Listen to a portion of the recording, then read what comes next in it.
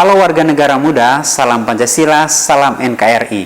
Selamat bertemu kembali di ruang kewarganegaraan.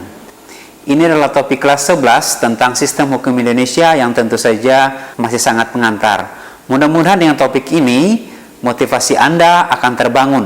Barangkali dan siapa tahu dan mudah-mudahan di antaramu ada yang akan menjadi pengacara atau menjadi jaksa bahkan sebagai hakim untuk menegakkan hukum Indonesia secara adil, jujur, dan bijaksana. Apa itu hukum? Hukum secara simpel bisa kita definisikan sebagai aturan tentang tingkah laku masyarakat yang dibuatkan oleh lembaga atau badan-badan resmi yang bersifat mengatur dan memaksa dan akan menimbulkan reaksi jika terjadi pelanggaran terhadap hukum tersebut. Nah, apa saja unsur-unsur dari hukum? Dari definisi yang singkat tadi, kita bisa melihat beberapa unsur dari hukum. Yang pertama, bahwa hukum itu mengatur tingkah laku masyarakat. Yang kedua, hanya dibuat oleh badan-badan resmi. Tidak bisa siapapun bisa membuat aturan, yang mana aturan itu bisa saja bertentangan dengan aturan dibuat oleh lembaga lain. Yang ketiga, bahwa aturan itu bersifat mengatur dan memaksa. Maka penegak hukum bisa melakukan tindakan represif atau memaksa atau melakukan tindakan yang keras untuk mengatur warga masyarakat agar menaati hukum. Maka kita mengenal ada sanksi penjara, ada sanksi sosial. Selamat sore, selamat datang di Simpang Pasir Kalikis Sukajadi. Kami dari Dinas Perhubungan Kota Bandung menghimbau kepada teteh yang menggunakan kardigan berwarna biru, silahkan untuk lanjutkan menggunakan angkutan umum dikarenakan tidak menggunakan helm. Silahkan lanjutkan menggunakan angkutan umum demi keselamatan dan kenyamanan Anda dalam berkendara. Silahkan lanjutkan menggunakan angkutan umum demi kenyamanan dan keselamatan Anda dalam berkendara. Kalau begitu, apa saja sifat dari hukum itu? Yang pertama, bahwa hukum itu bersifat memerintah dan melarang. Yang kedua, sifatnya harus ditaati. Hukum yang tidak dapat ditaati atau hukum yang tidak perlu ditaati, ya jelas bukan hukum. Apa saja tujuan dari hukum tersebut? Gunanya hukum adalah supaya hukum itu pasti. Maka ada lembaga resmi yang membuat satu peraturan perundang-undangan bahwa jika terjadi persoalan seperti ini hanya boleh ditangani dengan cara seperti ini. Tujuannya untuk menjamin kepastian hukum. Negara tanpa hukum adalah bukan negara. Akan timbul kekacauan karena tujuan dari hukum yang berikutnya adalah mencegah supaya tidak terjadi main hakim sendiri. Hukum berisi tentang panduan bagaimana menyelesaikan suatu persoalan yang terjadi dalam masyarakat. Kemudian karena hukumnya pasti dan tidak terjadi main hakim sendiri, maka dalam masyarakat timbul rasa damai, rasa aman, rasa bahagia, rasa tentram, bahkan kemakmuran. Karena hukum membantu masyarakat untuk mencapai kesejahteraan. Ada yang mungkin mengatakan, saya menolak hukum, saya menolak aturan, saya menolak undang-undang, saya ingin bebas. Saudara-saudara, jika hukum itu ditolak, jika aturan ditolak, tidak terjadi kebebasan, percaya 100%. Bukan kebebasan yang terjadi. Yang terjadi adalah sebaliknya. Akan terjadi main hakim sendiri di sana, kebebasan sama sekali punah. Contoh, di negeri-negeri yang berperang atau di mana masyarakat menolak pemerintahannya, menolak legislatif yang membuat undang-undang, menolak yudikatif yang menegakkan undang-undang. Negara seperti itu punah, hancur. Karena semua orang berhak merasa adalah penegak hukum. Apalagi ketika dia memiliki kekuatan senjata. Ketika orang memiliki kekuatan senjata, dia merasa superior dan bisa bertindak sewenang-wenang dan merasa diri sebagai seorang penegak hukum. Hukum menjadi acak-adut, menjadi kacau. Jika masyarakat hidup dalam negara yang tanpa hukum, sekali lagi bukan kebebasan yang terjadi. Sebaliknya di sana hanya ada penderitaan. Tidak ada hukum, tidak ada negara. Tidak ada hukum, tidak ada kebebasan. Jadi, hukum tidak bertolak belakang dengan kebebasan. Justru hukum menciptakan kebebasan. Nah, selanjutnya topik baru hari ini adalah apa saja jenis-jenis hukum. Nah, silakan teman-teman sambil membuka kamusnya untuk menulis kosakata yang baru yang sudah 2 minggu lalu kita bagikan formnya. Yang pertama, menurut bentuknya. Hukum itu ada yang tertulis, ada yang tidak tertulis. Hukum yang tertulis yaitu hukum yang berdasar pada aturan-aturan tertulis. Contohnya Undang-Undang Dasar 45 itu ada bukunya atau ada kitabnya. Atau peraturan perundang-undangan, peraturan menteri, peraturan gubernur bupati itu ada catatan yang tertulis dan ada tanda tangan. Lalu ada bentuk yang tidak tertulis atau lisan. Misalnya peraturan-peraturan dalam masyarakat budaya disampaikan secara turun-temurun tapi harus ditaati. Contoh tentang aturan tentang ritus pernikahan. Kemudian penggolongan hukum berdasarkan sumbernya, yaitu ada yang berdasarkan undang-undang. Hukum di Indonesia misalnya berpatok pada Undang Dasar 1945.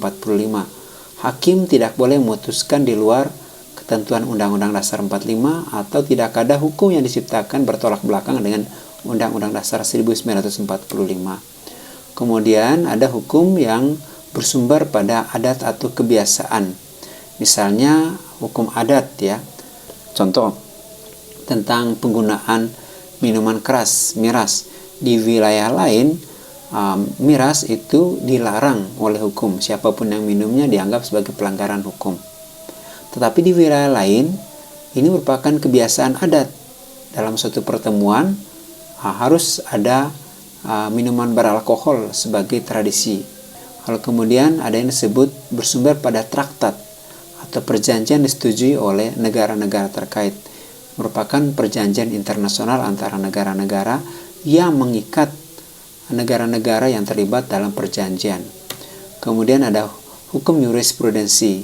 Jurisprudensi adalah pengalaman hakim yang sebelumnya. Artinya, kalau hakim yang sekarang hendak memutuskan sesuatu perkara, hakim sekarang ini mesti membaca dan melihat bagaimana perkara ini pernah ditangani oleh hakim-hakim yang sebelumnya.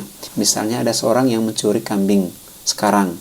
Lalu hakim ini memutuskan melihat dulu, tahun lalu ada nggak orang mencuri kambing? Oh ya ada, tahun lalu diputuskan 10 tahun penjara.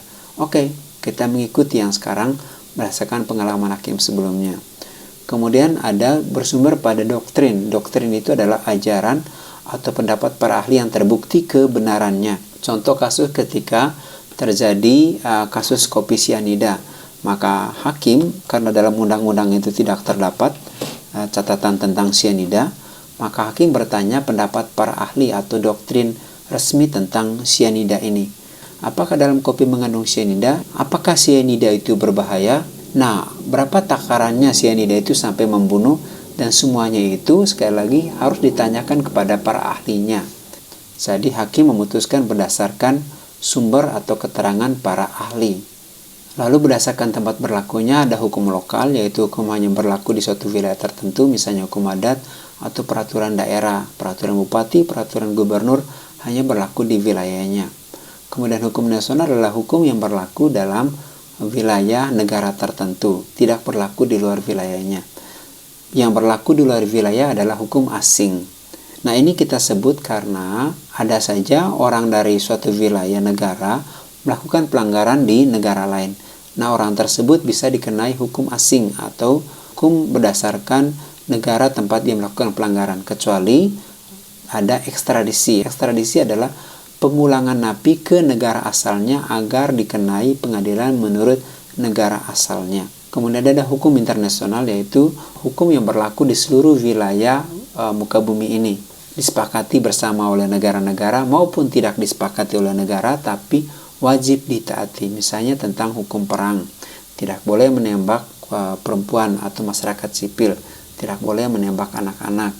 Tidak boleh menembak orang yang sudah mengangkat bendera putih. Lalu kemudian berdasarkan waktu berlakunya ada yang disebut ius constitutum, yaitu hukum yang berlaku sekarang ini. Kemudian ada ius constituendum, yaitu hukum yang berlaku pada masa akan datang. Misalnya rancangan undang-undang sudah ditetapkan sekarang tapi berlakunya nanti, atau sudah ditetapkan tapi 30 hari kemudian baru ditetapkan berjalan kalau tidak ada yang menggugat. Atau undang-undang atau hukum yang sudah ditetapkan sekarang tapi di keterangan terakhirnya ada ketentuan bahwa hukum ini berlaku 3 bulan yang akan datang. Hukum berlaku mulai tanggal 1 Januari tahun 2021. Tapi ditandatangannya sekarang tanggal 16 Oktober. Atau hukum antara waktu, yaitu hukum yang mengatur peristiwa hukum yang sekarang dan juga bisa pula berlaku untuk kejadian masa lampau. Contohnya tentang kasus Marsina misalnya. Marsina terjadi pada tahun 93 bulan Mei, tapi hukum hak asasi manusia baru ditetapkan tahun 1999. Tapi hukum ini juga bisa menetapkan atau mengadili perkara tentang kasus Marsina yang sudah terjadi jauh sebelumnya. Lalu berdasarkan sifatnya ada hukum yang memaksa, hukum positif, misalnya hukum pidana. Orang yang melanggar bisa dimasukkan ke dalam penjara. Kemudian ada hukum yang sifatnya hanya mengatur atau anjuran ya, misalnya hukum tentang perkawinan, hukum tentang warisan. Jadi seorang ayah tidak bisa dipenjara kalau tidak dapat memberikan warisan kepada anak-anaknya. Lalu berdasarkan isinya ada yang disebut hukum publik, ada yang disebut hukum perdata. Hukum publik misalnya hukum pidana, hukum tata negara. Hukum publik adalah hukum yang mengatur hubungan antara warga negara dengan negara atau hukum yang menyangkut kepentingan umum. Sedangkan hukum privat itu adalah hukum yang menyangkut kepentingan pribadi, hubungan antara seorang dengan seorang yang lain. Misalnya hukum dagang itu hanya mengikat orang yang terlibat dalam perdagangan tersebut. Hukum pernikahan hanya mengikat pasangan yang terlibat dalam pernikahan tersebut.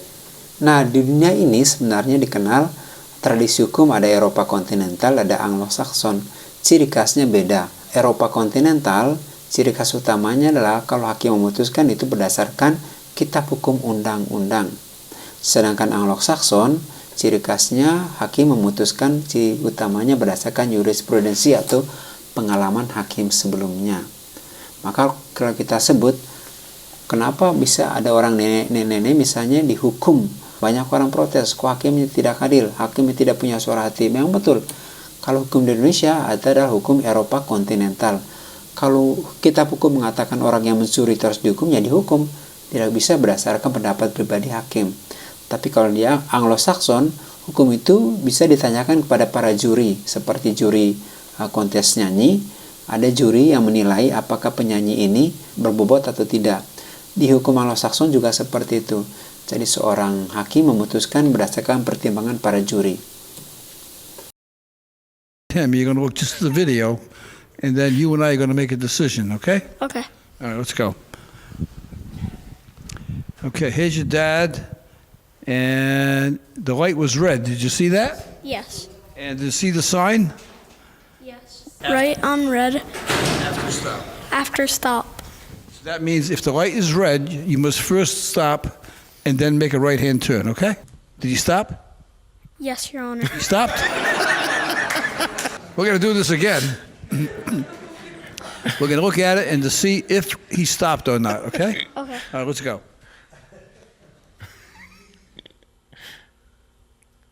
No. He didn't stop. No. Is he guilty? No. No.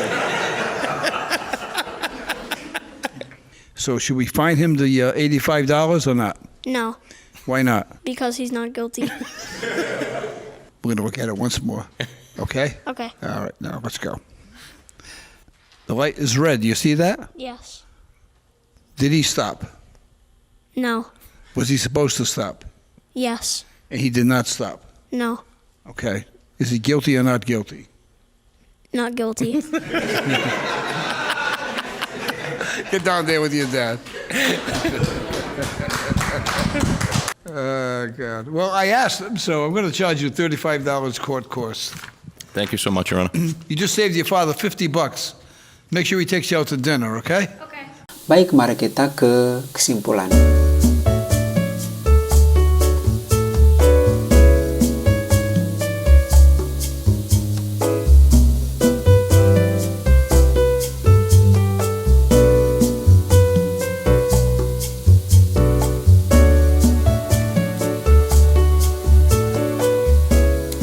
Lalu jenis-jenis hukum.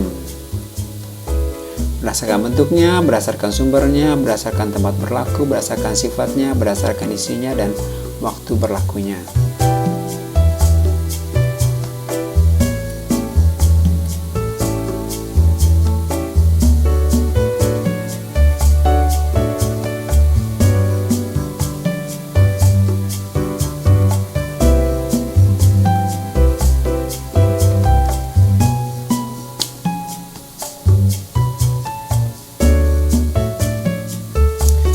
publik dan hukum perdata. Contoh-contohnya.